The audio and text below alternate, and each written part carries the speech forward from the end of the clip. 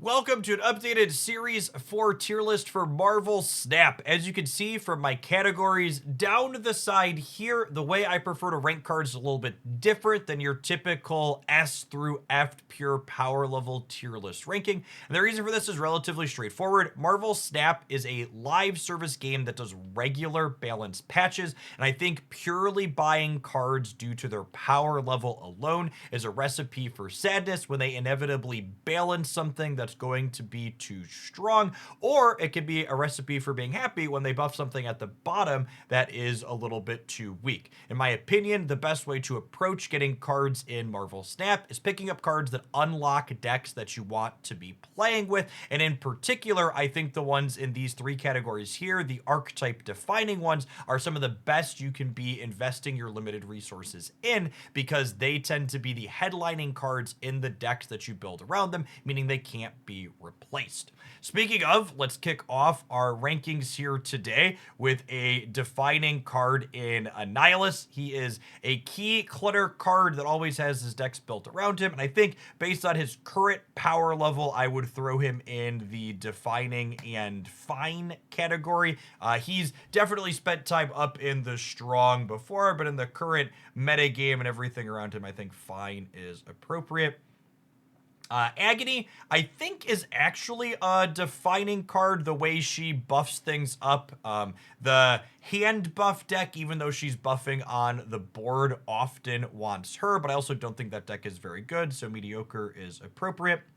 Beta Ray Bill, another card that is a staple inside of the Thor's deck, and I think that deck is pretty consistently fine. The Misery Thor's variation has been consistently around the metagame for a little bit now, but I think it's not quite high enough to be in the strong category. Black Knight. Poor Black Knight. He had like a very brief moment in the sun, and then was promptly smacked back down when they made Ebony Blade able to get Shadow Kinged. I think he deserves his mediocre category. Blob. Blob, I think, is a textbook example of a card that is fine based on power level, but it's one that I wouldn't recommend prioritizing getting with resources. I think he tends to be super replaceable in any deck that he's in. Largely just sees play in Aeroship type things currently, but even there he's just a big six. Cannonball, very similar as well. I think it's a strong card in the decks that want it. You could either build around the movement synergies or clogging the board, but if you have to sub out Cannonball for something like Shang-Chi as your interactive card in a lot of those decks, you're not really going to lose a lot of value for that substitution. Corvus Glaive. This one's close. I feel like Corvus could go into the strong category.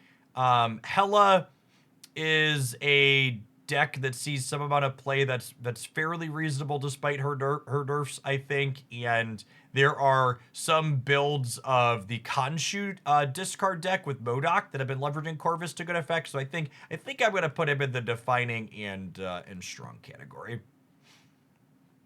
Cull Obsidian.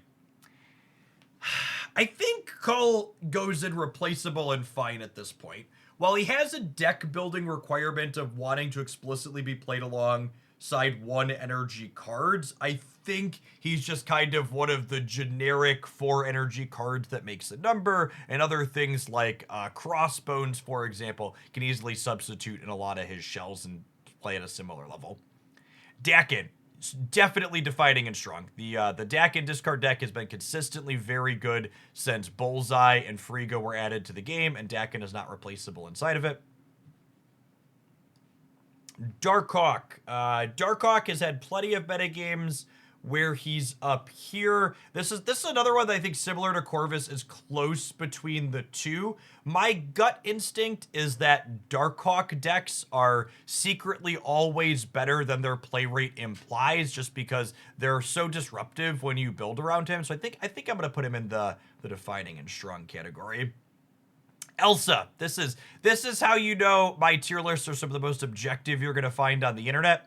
Elsa is one of my absolutely favorite cards in Marvel Snap, and I really wish I could put her higher, but she is definitely defining and mediocre. Hopefully someday the balance team cares enough to put her back to giving +3 on her mode. And I don't think she's completely unplayable. She's seen Fringe playing some Mysterio and like Kitty Pryde style decks, but I think she's just not very strong overall. The first Ghost Rider, definitely defining and mediocre. If you build a deck based around him, he's going to be the best card for doing what he does, but the decks that he goes in are not particularly powerful. Gladiator, certainly replaceable and strong. Very reasonable, generic 3 energy stat stick. How good or bad Gladiator is kind of depends on the average size of things in the metagame and how much you need your Shang-Chi to have some flexibility. So you could have Shang like clear up his penalty, but he's also pretty replaceable in a lot of his decks. You could sub him out for like another generically good 3 energy card. Things like Polaris or even tech cards like Luke Cage or Mobius usually find swaps for him. Gorgon. Our first tech card in our series 4 things here. Very specific type of hate, reasonable against Arishem, Thanos, things that generate cards in the hand, like Quinjet decks. It's also incidentally very good against the Dakin deck because it makes Dakin shards cost 2, which means they can't be discarded to Bullseye. Grandmaster. Grandmaster has actually been seeing some amount of play in the Ajax Miles deck.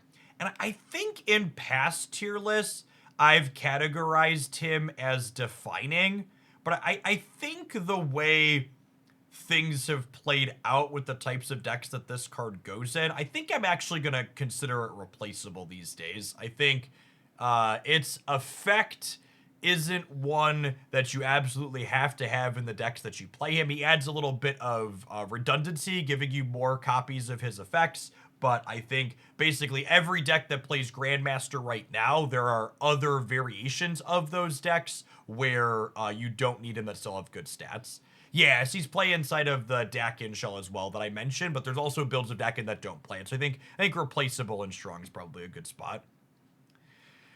Oh, Hitmonkey, you're gonna we'll save you a seat next to Elsa, and definitely a deck card you build your deck around, and I love that Hitmonkey is a fun card, but he's just not very powerful. Iron Lad. I feel like Iron Lad is replaceable but strong. Honestly, I feel like it occupies a similar role to Grandmaster, where like it adds an element of consistency to the decks, helping you dig deeper into your deck to find more cards, but also it's technically not a core piece, it's just helping you find your other core pieces. The King. The King belongs in whichever tier slot Beta Ray Bill is. These two should be attached to each other at the hip. If you want to play with one, you probably want the other most of the time. Lasher, saving a spot here with the other symbiote next to Agony. Perfectly reasonable payoff in the hand buff deck, but the hand buff deck isn't very reasonable. Laufey. So Laufey's an interesting one. I think the Ajax deck is very good, and most of the best builds of the Ajax deck have been playing Laufey. And this is, I'd like a little chat input on this. I think the Ajax decks have hit a critical mass of penalizing cards where if you're missing like a Laufey or like an enabler or two, there's other reasonable substitutions. So I think his power level, given the position of the Ajax deck, is strong. I think he's definitely a strong card, but I think I actually categorize him as replaceable because of how many tools the Ajax decks have now. And the easiest example is one of the primary Ajax decks is actually playing High Evolutionary for Abomination, and if you're missing Laufey, you could replace Laufey with a High Evo Thing in that deck to reasonable effect. Legion. I think Legion's a tech card. I think location control is an answer to decks playing Magic. It also helps you mitigate variance, which is nice, but Legion's often a card you reach for to either cheese games or mitigate your opponent's 7th turn, so he belongs up there. Living Tribunal. I feel like Living Tribunal has not been particularly strong lately. It sees a ton of play inside of High Voltage, so if you like having some options there, it's a decent card to pick up for that, but I think mediocre is where it belongs.